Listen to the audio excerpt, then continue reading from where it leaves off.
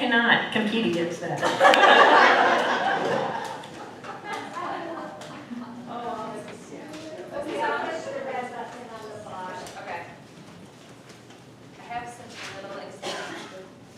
All right, there we go. All right, so I get the privilege and honor of introducing Gale. I tell you what, she was the reason I finally came, because I love Gale. She was my teacher, and I just loved her classes.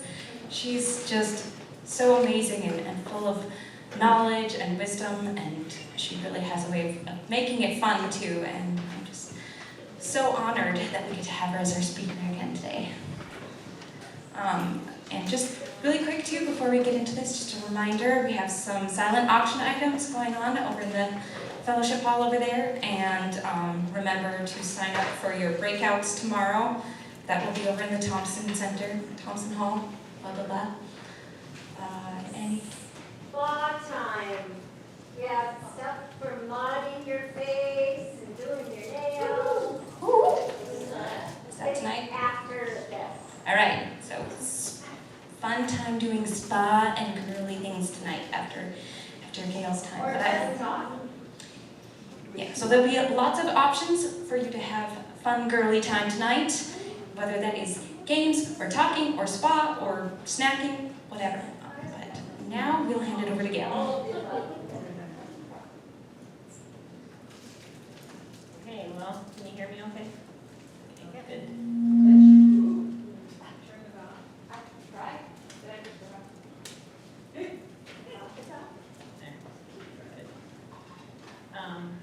Okay, well, after quite the introductions.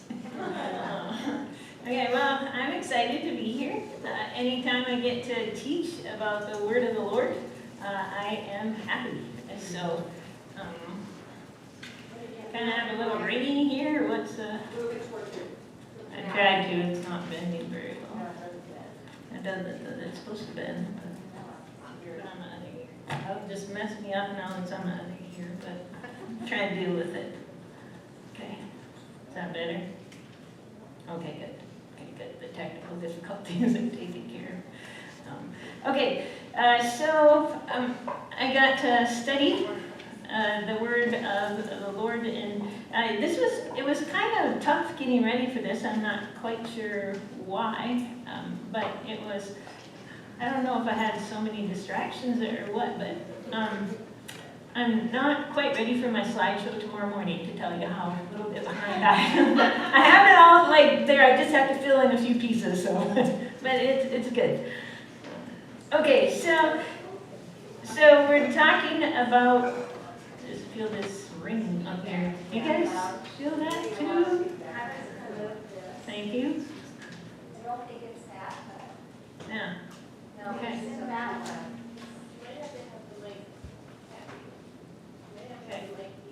Okay, are we better? Oh, that's better, right? You can all hear me, can't you? Yeah. Okay, good. Okay. Oh, good. Now we have technical difficulties out of our way. Okay, so let us get started then. Okay, so we're talking about Jesus as a friend. So I thought we would start off talking about what is a friend. And so a good friend is somebody who says, your new hairdo looks great, even though they kind of are thinking to themselves, what on earth did you do with your hair? But your good friend is able to say what they say with a straight face, and you're clueless, right? Or a good friend is somebody that says, oh no, you haven't gained a pound since I last saw you. Well, they might, well, whatever. More seriously, right, a good friend is somebody who will pitch in and take care of your kids when you need a break. A good friend is someone who says they'll pray for you, right? And they really will pray for you. They don't just, oh yes, of course I will, and then they forget right away. A good friend is somebody who listens to you, really listens to you and hears what you have to say. And a good friend is somebody who will provide a shoulder to cry on when necessary. Now, we're going to look at Jesus and Jesus being a friend. And Jesus did not do some of those things. As far as we know, he didn't take any care of anybody's kids when they needed a break. But he did listen, right? And he did intercede to the Father on a regular basis. So one of the things I thought we should talk about is when we talk about Jesus' example of friendship, we have to factor in that we're talking about Jesus, okay? Not a human being, Jesus. So the guy, he's God in the flesh. Obviously, that puts a difference between our friendships and the kind of friendships that he had. Because he was God in the flesh. Now, according to Philippians chapter 2, it tells us, so Philippians 2:4, and you maybe are familiar with this verse because it's pretty common. Well, let's start in verse 5. Okay. Philippians 2:5, have this attitude in yourselves, which was also in Christ Jesus, who, although he existed in the form of God, did not regard equality with God a thing to be grasped, but emptied himself, taking the form of a bondservant, and being in the likeness of a human, being found in the appearance of a human, he humbled himself by being obedient to the point of death, even death on a cross. So while he was God, he was God in the flesh when he was here, he still limited himself, and he was truly human. So exactly how that works, theologians write a lot of words about it, but however that works, he was God, but he was also human. In the book of Hebrews, it talks about he's human, and he understands our struggles and our temptations, but he didn't give in to temptation. What else about Jesus and us? What else do we need to think about? He had impeccable communication with the Father, in the sense, man, this guy was so devoted, and it was such an important thing for him to talk to God. So in Mark chapter 1, verse 35, and we'll be all over the Bible. We have I have a lot of passages I found to look at. So in Mark 1:35, when you look at verse 34, he has healed a bunch of people who are sick. Now, and it tells us in verse 32, well, okay, so let's go back, sorry. So just go to verse 29. Okay, let's just start from there, for heaven's sake. Okay, so they come out of the synagogue, and they come into the house of Peter, and Simon Peter's mother-in-law is sick, and they talk to Jesus, and so Jesus heals her, and the fever leaves her. And then evening comes, and the sun has set, and then they're bringing to him all these people who are ill and demon-possessed, and it says in verse 33, the whole city is gathered at the door. And so in verse 34, he heals a lot of people that are ill, he casts out demons, and then, so this probably was a late night for him, right? And then what does he do? He doesn't say, oh good, I'm glad I can sleep in the morning. No, what does he do? He gets up early in the morning while it's still dark, and he goes to a secluded place, and he prays. And Simon and his companions search for him, and they find him, but he gets up early so he can go spend time with his Father. In Luke, now we have to jump over to Luke chapter 5, verse 16.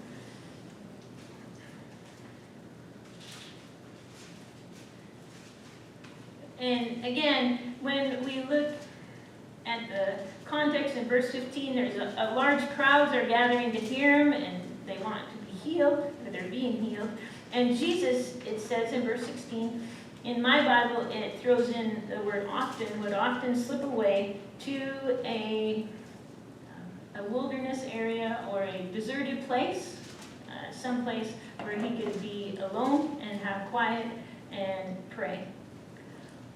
In Luke 6:12,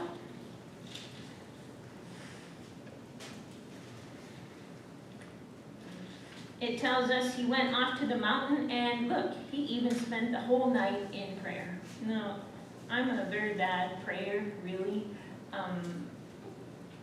I sit and I try to pray, but my mind goes off in this and that in all directions. And so if I tried to pray all night, I would be asleep, in no time flat. So, but notice Jesus, Okay, he's got to be tired because people are constantly flocking to him, asking him, for help, and he prays all night long talking to his Father. Now, partly I think he has a relationship with his Father that is amazing, and theoretically we could have that too, right? And there are probably some people, maybe some of you out there have that kind of prayer relationship where you just feel like you are always just totally in tune with God. So Jesus has this, and he prays all night, and then, why is he praying all night? Because daytime, he labels then the 12 disciples. So he prayed all night.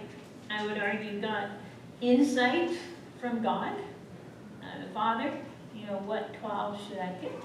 And pick the 12. Okay, so I would argue that we have to keep that in mind when we think about Jesus. But this isn't an excuse. So we can't say, oh, well, he was God in the flesh, so obviously we can't try to pray like he does. That's not an excuse. Okay? We can't use that as an excuse and say, well, we shouldn't try to do that. Because we're supposed to be Christ-like, and what does Christ-like mean? Like Christ. Okay, that's not rocket science. So that's cool. Okay, now what else do we need to keep in mind about Jesus? And it would just be the intensity. He knew the goal of his first coming. So, back to Mark. Okay, Mark chapter 9. So, and we're actually going to see Mark chapter 9 in a later session. In Mark chapter 9, give me verse 30. Thank you. So, as we look at his life, it suggested that he had a 3-year ministry. And so, as we go through Mark, this is about year 2.5. So he has about a half a year, about 6 months left before he's going to be crucified. And finally, he tells his disciples point blank what's going to happen. In verse 31, he was telling them, the Son of Man is to be delivered into the hands of men, and they will kill him. When he has been killed, he will rise 3 days later.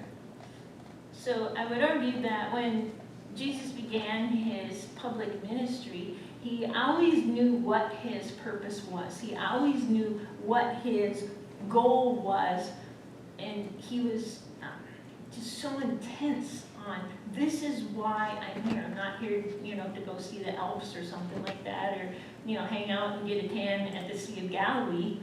I am here to ultimately die on the cross to pay the penalty for sin. So Jesus had that focus in mind. And so I'd argue, he really had a realistic view of friendship. I think all of us, because we're human, have skewed views of a lot of things. But Jesus, I would argue, could see it clearly. And again, his first priority, and we see this, and we're going to look at a passage in a couple of minutes, well, the next passage actually. His first priority was concern for what the Father required. So, what was his purpose? Why was he here on earth?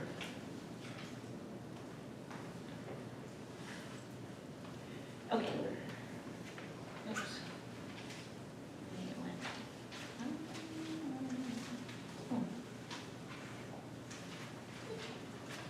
Okay, well, I think I missed a few things there, missed something in my slides. Sorry about that. Oh, well, you can catch on, you're sure. Okay, now, what I want to do is we're going to look at a place where we might have a little bit of trouble with how Jesus acts to his family. Turn back to Mark chapter 3. Mark chapter 3. So, Mark chapter 3.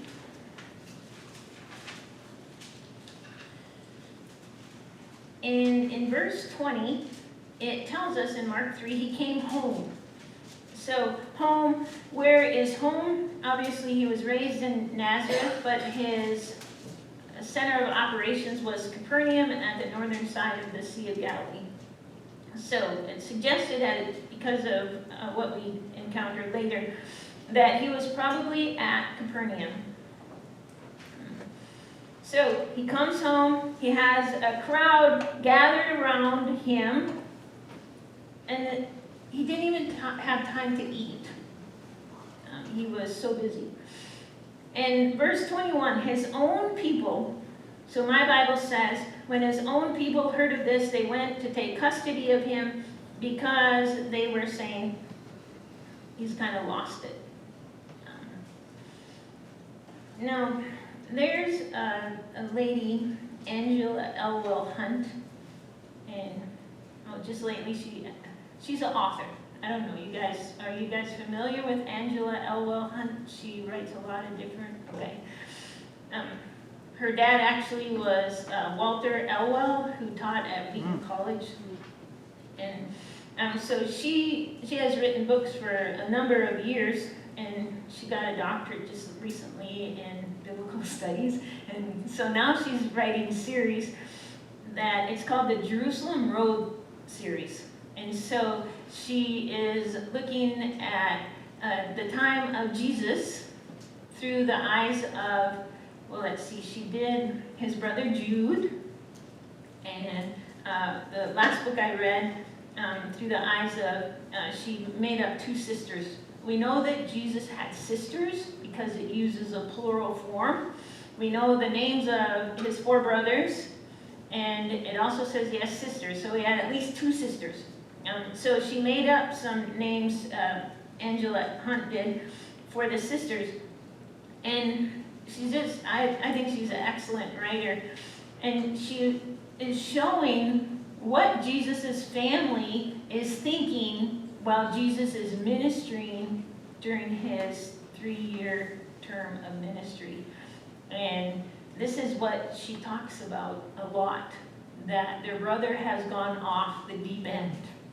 Okay, think about it. If you had a brother who was doing some of the things that Jesus did, he is not like following the rules of society, right? He just kind of does his own thing sometimes.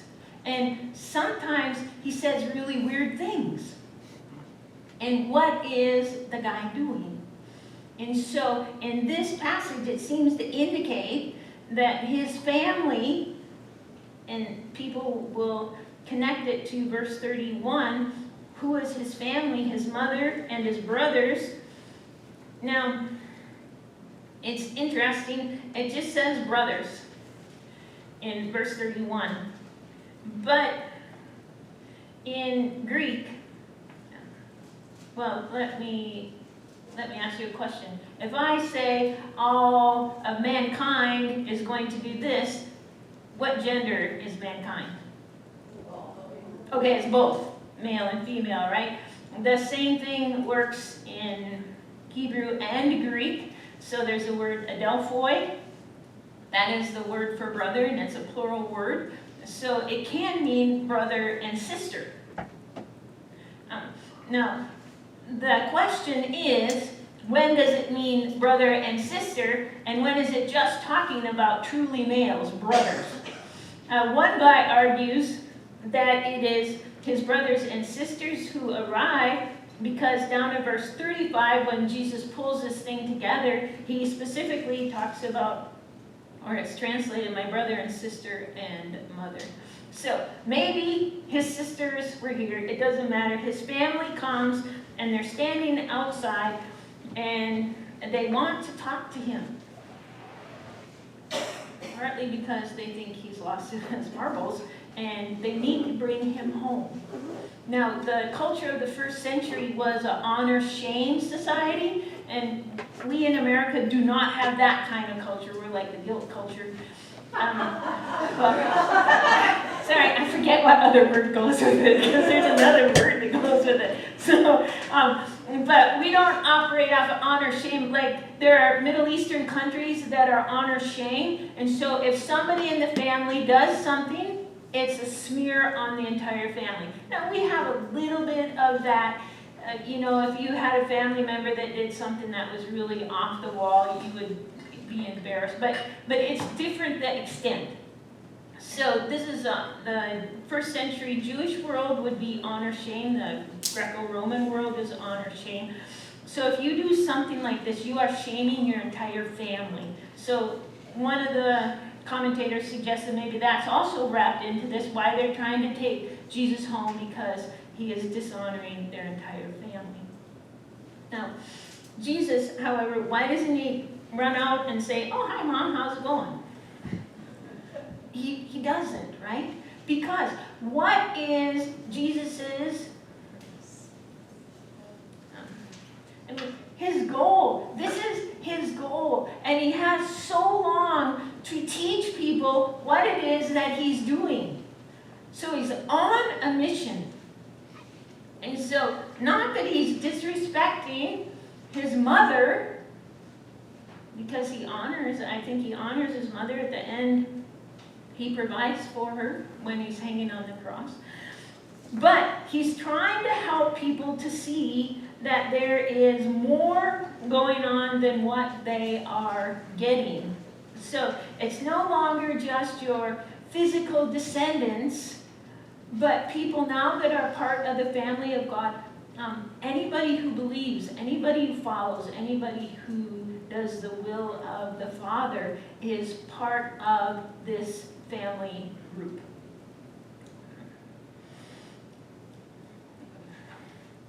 Okay, so let us then go on and talk about Jesus and compassion. And I think we have to keep in mind kind of Jesus and where he's coming from, because I think we misunderstand a lot of things, because he does seem to be kind of rude at times, or not very nice, I would argue, not a very good friend because of how he does some things.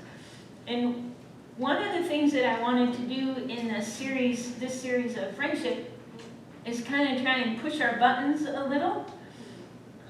In the next one is Jesus is countercultural. Okay, he doesn't just do what culture tells him to do, he doesn't always go within the norms of culture. Now, obviously, he has a reason, okay, why he does. So sometimes he's very countercultural, made a lot of people mad. You guys know that. And the last one we'll look at on Saturday morning, Jesus as truth teller. He doesn't really always do a very good job evangelizing people. You have to take that. But as far as some of the things that we might think or taught to think, he really doesn't necessarily do a great job. My goodness, why do you say those things? So